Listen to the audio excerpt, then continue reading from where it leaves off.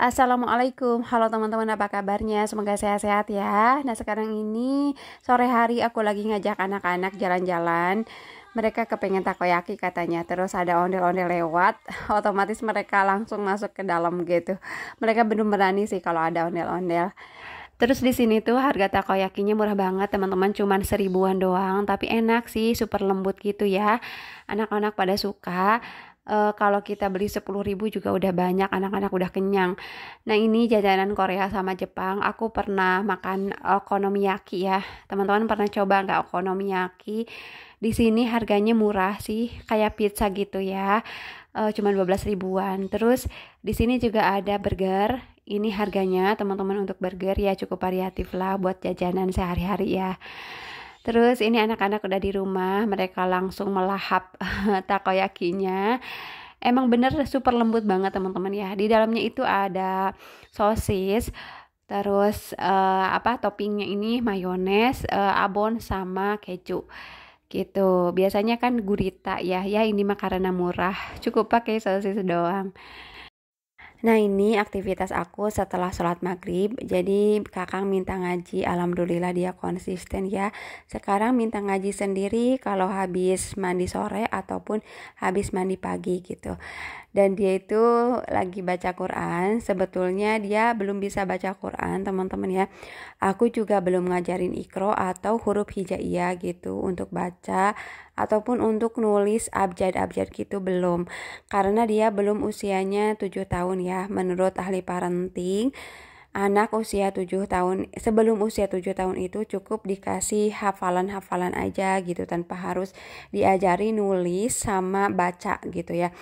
Karena otaknya itu perkembangannya belum ke situ gitu teman-teman, belum mengenal hal-hal yang abstrak. Sementara untuk huruf-huruf Arab ataupun huruf-huruf yang alfabet itu sifatnya abstrak teman-teman. Jadi khawatir mengganggu perkembangan otak mereka. Jadi untuk sekarang ini aku hanya mengajari hafalan-hafalan aja ya, baik itu untuk hafalan yang Al-Quran ataupun hafalan yang lainnya. Nah, Babang juga ikut ngedengerin, jadi mudah-mudahan nanti kalau dia udah lancar ngomongnya dan aku ajarin hafalan Al-Quran gitu, dia bisa cepet nangkepnya ya teman-teman, karena udah terbiasa gitu ngedengerin. Alhamdulillah juga sekalian aku ngajarin si Teteh ya. Jadi dengan punya anak yang usianya berdekatan ini sih ada hikmahnya juga, kita ngajarin sesuatu itu bisa langsung gitu teman-teman barengan. Sarin nafasati fil wamil. Ya, doanya Nabi Ibrahim. Asbunallah wa ni'mal wakil, nikma maulana manas. Ya. Nah, ini aktivitas aku selanjutnya. Tadi aku udah ngelonin anak-anak udah pada makan juga. Sementara si Teteh mah belum ngantuk katanya. Kalau kakak sama babang mah udah ketiduran cepet. Jadi kalau anak-anak tuh nggak tidur siang, pasti deh malamnya cepet banget gitu tidurnya. Nah, sekarang aku mau beresin rumah dulu teman-teman ya. Lumayan nih anak-anak tuh kalau mainannya itu bertebaran di mana-mana.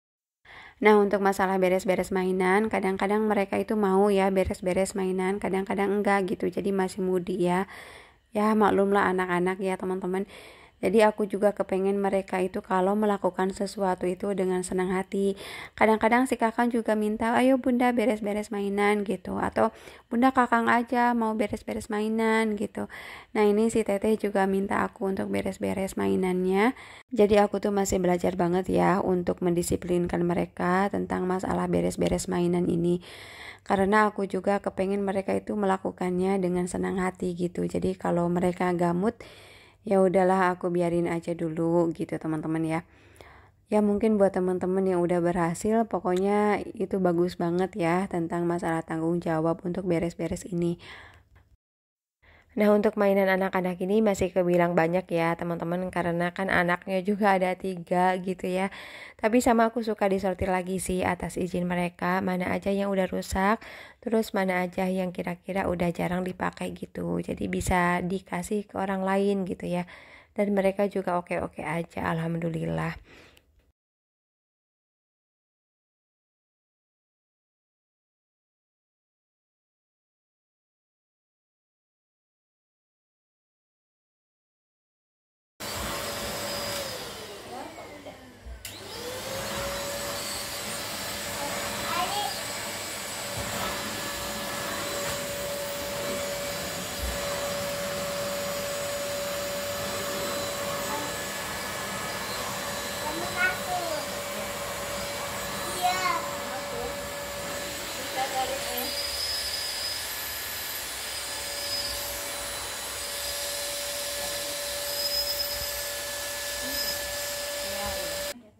Nah ini si Teteh habis beres-beres katanya capek, jadi dia mau makan pisang dulu.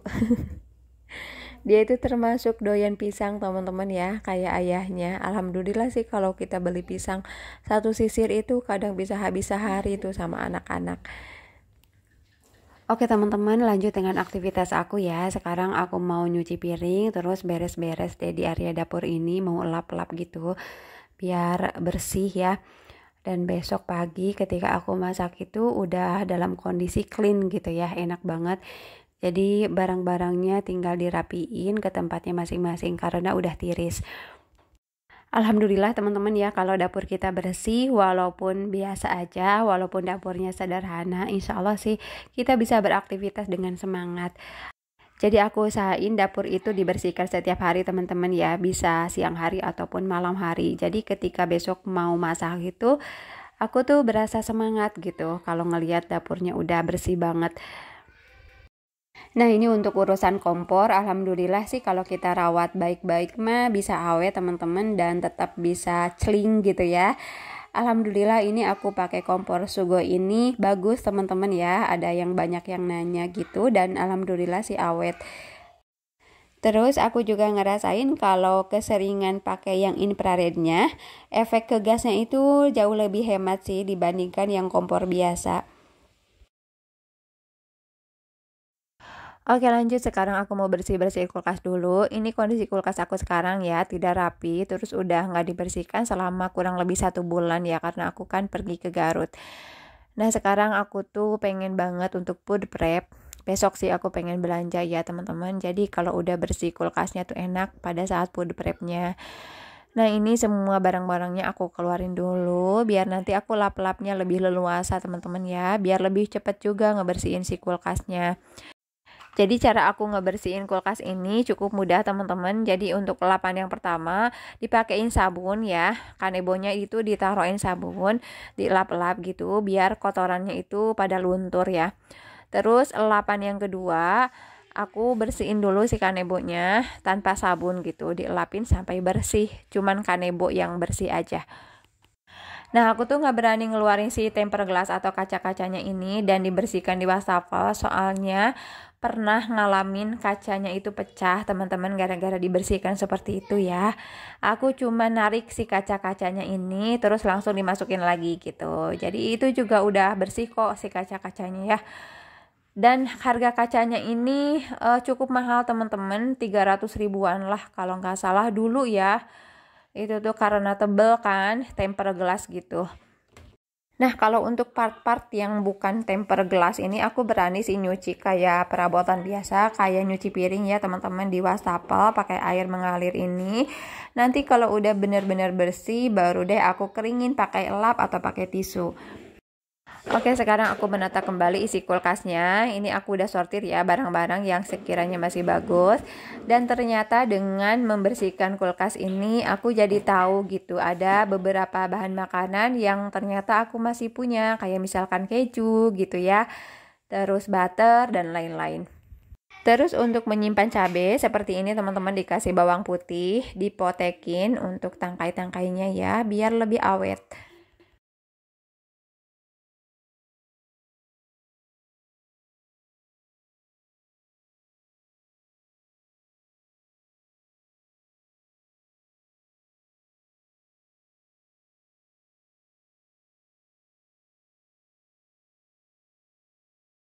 Nah yang ini gula merah teman-teman ya, kemarin dari kampung itu tuh aku masih punya 2 biji lagi. Banyak sih isinya, satu bungkusnya ada 10 biji gitu. Lanjut sekarang ngebersihin pintu kulkasnya. Ini part-partnya sama aku dibuka juga, dibersihin kayak cuci piring teman-teman pakai sabun sampai benar-benar bersih, terus nanti dielapin deh. By the way, ini wastafel penuh lagi teman-teman sama food container dari kulkas ya. Tadi isinya beberapa, ada yang aku pindahin ke food container yang lebih kecil gitu. Oke lanjut, cuci-cuci lagi. Ya beginilah ya, ibu rumah tangga mah pasti deh yang namanya cuci-cuci itu tiap hari selalu aja ada.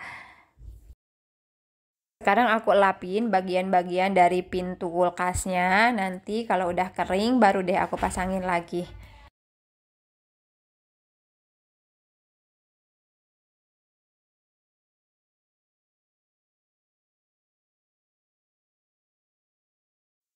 Nah ini dia kulkas aku, alhamdulillah sudah bersih dan alhamdulillah rapi juga teman-teman ya. Ngerasanya tuh enak banget kalau ngelihat seperti ini. Tinggal besok aku pergi beli sayuran dan aku food prep deh. Oke, aku lanjut dengan aktivitas aku yang lain. Ini aku lipetin baju teman-teman. Aku nyucinya ini 2 periode ya. Ini pakaian yang sehari-hari sama yang mau disetrika gitu. Jadi ini dilipetin aja yang mau dipakai sehari-hari. Terus yang untuk keluar-keluar rumah sama pakaian kerja pas suami itu sama aku suka disetrika. Jadi beban untuk nyetrika itu lebih ringan teman-teman ya. Cuman kalau baju harian itu bahannya memang lecek gitu ya, kelihatannya tidak rapi, ya udah sama aku disetrika juga. Jadi teman-teman kalau pakaiannya mau dilipatin seperti ini, tipsnya pada saat diangkat dari jemuran, ditaruh selembar-selembar gitu ya, tanpa ada lipatan gitu, biar nanti pas dilipat itu bagus ya, nggak lecek gitu. Atau bagusnya pas diangkat dari jemuran itu langsung dilipat aja gitu. Jadi hangat-hangat langsung dilipetin itu bagus jadi rapi.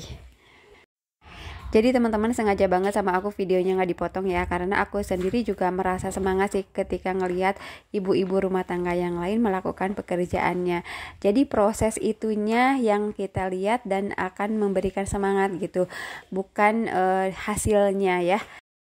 Sementara untuk hasilnya itu tiap orang kan beda-beda teman-teman ya, nggak bisa disamaratakan. Ada yang sifatnya itu benar-benar teliti, perfect gitu ya, jadi semuanya rapi.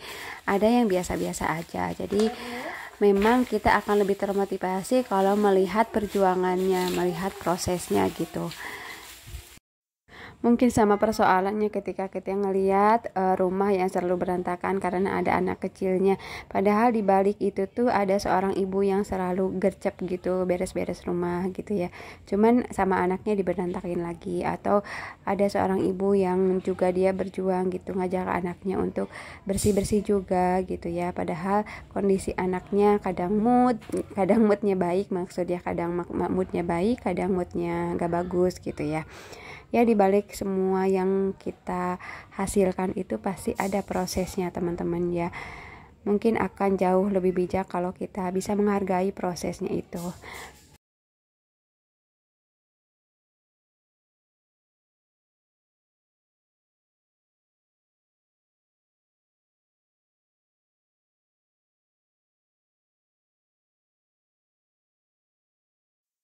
Nah ini aku masukin baju-bajunya Kakang, dilipat sesuai dengan ukuran kotak-kotak ini teman-teman ya. Terus naruhnya juga diberdirikan ya. Jadi kalau kita mau ngambil itu tinggal ambil satu persatu gitu.